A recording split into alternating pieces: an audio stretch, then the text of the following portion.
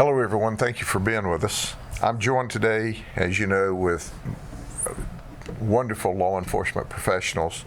Chief Terry Story is with us, as well as Lieutenant Austin Lill, and our Director of Law Enforcement, Carl Harold, from the Florida Gaming Control Commission. We're going to bring some information to you I think that you'll find interesting, and we're also going to have kind of an education process.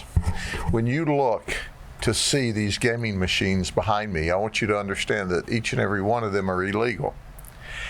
We received a tip that illegal gambling was occurring in the state of Florida, in Polk County and in Auburndale. And quite frankly, our concern is that we work together to make sure we put bad guys in jail who violate the law.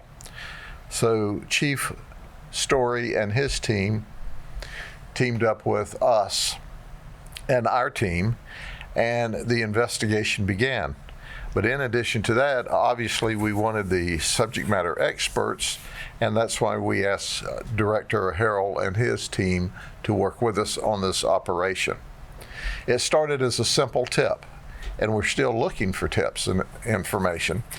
We arrested these store owners in addition to the other 24, 25 people in one operation. We executed at 12 locations. We served 11 search warrants. 11 of the places were convenience stores. One of them was a truck stop. We seized 48 illegal machines, just like the ones you see here today. Now, there are going to be those who say, well, gambling's not that big a deal and everybody can gamble. Let me tell you clearly and unequivocally that not only are these gambling machines illegal, but they're ripping off the people that gamble with them. There's no professional oversight. There's no rules and regulations or state law oversight. There is a percentage, and I'll let our director get into it deeper, there's a percentage of payoff that's mandated by law. Not so with these machines. So while this is all going on, we also determined that 5 illegal aliens were involved. In fact, one of them actually owns a store. That's right, he's here in the country illegally, and he owns one convenience store, and his wife owns another convenience store. So it's important to understand that if this was legal, if they even thought it was legal, explain to me why a large percentage of these folks were hiding them in back rooms, and why they wouldn't allow people to go there unless they were sure or thought they were sure that they weren't law enforcement officers. Well, our detectives, who are the very best, teamed up with Chief Story's detectives, who are the very best, and we went undercover throughout Polk County. And we won at some of these games, and we lost at some of these games. And we determined that this operation certainly violated the law. When we hit our search warrants yesterday, we seized over $100,000 of illegal money in cash. And guess where that $100,000 of money in illegal cash came from? It came from hardworking folks. And we can't prove that children didn't participate because there's no rules, there's no regulation, there's no oversight, there's no monitoring of this operation. It's not fair play. So even if you believe in gambling, there's all kinds of legal ways to gamble. You can sit at home and play penny poker legally with your friends, but you can't engage in illegal gambling where you are ripping off the community. It's not fair play. Now, one of the people that was selling these items was Kenneth Halstead. He's 63. He's from South Carolina. That's right. He sold the machines to 2 of the locations, but not all of the locations.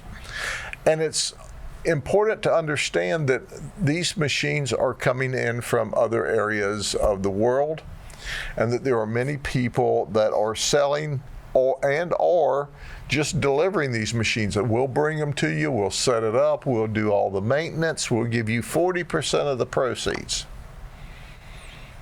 If you do that, if you allow this machine into your establishment, your private establishment or your public establishment, understand one thing: you're violating the law. Understand another thing: our detectives are going to investigate you. Understand another thing: we're going to run through you like a dose of salts through a widow woman. You're not going to violate the law in this county. Now, there was a sheriff in another county that was taking payoffs for this, and it got him locked up under racketeering laws. It was similar to this. These are just part of what he was involved in. He embarrassed all law enforcement across this state, but he went to jail because right always prevails. Well, this is an example today for him of what he should have been doing. He should have been seizing the gambling devices, not being paid off by a bunch of crooks. He'll get his day in court. So let me turn this over for just a minute, and then we'll take your questions to our Director of Law Enforcement, Carl Harrell, from the Florida Gaming and Control Commission. Director? Thank you, Sheriff. Thank you. My name is Carl Harold. I'm the Director of Law Enforcement at the Florida Gaming Control Commission. First, I want to thank the Sheriff and Chief Story for the partnership that we have with them, the fantastic law enforcement professionals that they have working for them, and the fantastic work they've done. We appreciate this opportunity to be a part of this and help eradicate all these illegal slot machines and other gambling devices that are across the state of Florida. Much like what the sheriff has said, these machines are illegal. If there are only 8 locations that are regulated by the state of Florida where you can actually play slot machines, and those are 4 in Broward County and 4 in Miami-Dade County. If you see devices like these anywhere else except at those 8 locations and on tribal property, you are witnessing something that's illegal. Please do not participate in giving your money away to these individuals because the odds are not in your favor. There are no player protections. You're going to lose, and you're going to devastate your family. We get reports all the time in Tallahassee at our office of people that have had family members who can't seem to stay away from these locations, and it's having such a negative effect on family where they're unable to take care of their children, unable to pay rent, and these devices are nothing more than the greatest harm you could do to your family. So stay away from them. These locations are also a connection with crime, secondary crime. We've had armed robberies. We've had murders across the state taking place at these locations. They're not a good place for you to be if you want to stay safe. And then lastly, if you're a business owner and you're renting to these individuals, you're breaking the law as well, and you need to stop renting property to folks that are running these types of machines. So that's pretty much all I wanted to say. Thank you, Sheriff. Chief Story said he would just stand there and support me today, but Chief, it's a safe bet that they're going to jail if they violate the law and illegally gamble. So listen, here's a word to the wise. If you're any place in the state of Florida, and particularly in Polk County, and you're tied up with anybody who's leasing, loaning, giving you this for free money, get rid of it today, because if we get there, it's a safe bet you're going to jail. And it's a safe bet we're going to take the instruments, and it's a safe bet that we're going to take the money. It's against the law. Now, there's always a few village idiots that think we ought to be doing something more important. Well, I can tell you this. When you don't deal with quality of life crime, other crimes follow. And I think the director made that abundantly clear. Robberies, murders, assaults. So this is quality of life crimes here that we're solving. Okay, any questions? Sheriff, are any of these locations affiliated with one another, or are they all independent? Well, for example, there are two locations, Maria Pedro de Tiena, Guatemala, and Mario Vegas Garcia, the Tiena, Guatemala in North Lakeland, and Juanita are related. Those two are, but the others are independent operators. And quite frankly, what happens is someone like Kenneth comes in and he says, hey, if you'll let me put these machines in your store for free, won't cost you a penny, we'll give you 40% of the proceeds or 35% of the proceeds. And they think, well, heck, it'll bring customers to the store to spend other money. I'm going to make money off of their gambling, whether they know it or not. These gambling machines that are illegal are rigged up. So your winning odds are low. Your percentage of return is low. You're being ripped off as a gambler. So even if you like to gamble and you do this, guess what? You lose. You lose. Bad odds. But great odds that we're going to arrest you. And the investigation's still ongoing. Maybe this is a question for the director, but is it mainly convenience stores where you guys have found these types of illegal gambling machines? No, we see this type of activity all over the place. It could be in convenience stores. It could be in bars or taverns. We're seeing them there. We're seeing full-fledged illegal casinos in many parts of the state where there's no other business other than illegal gambling going on, and those locations are typically in strip malls or other types of locations, and those folks may have up to 200 or 300 machines in there operating. So it's a problem that has found its way in every facet of the state of Florida, and it's just wherever there's an opportunity, these folks try and leverage that. How do you stop it? Well, the solution is a multifaceted type of solution in that, like these folks with the convenience stores, we're working with alcoholic beverage and tobacco at the state level to put their license under threat, or at least reevaluate it, because you can't serve up illegal products and at the same time expect the state of Florida to allow you to sell regulated products.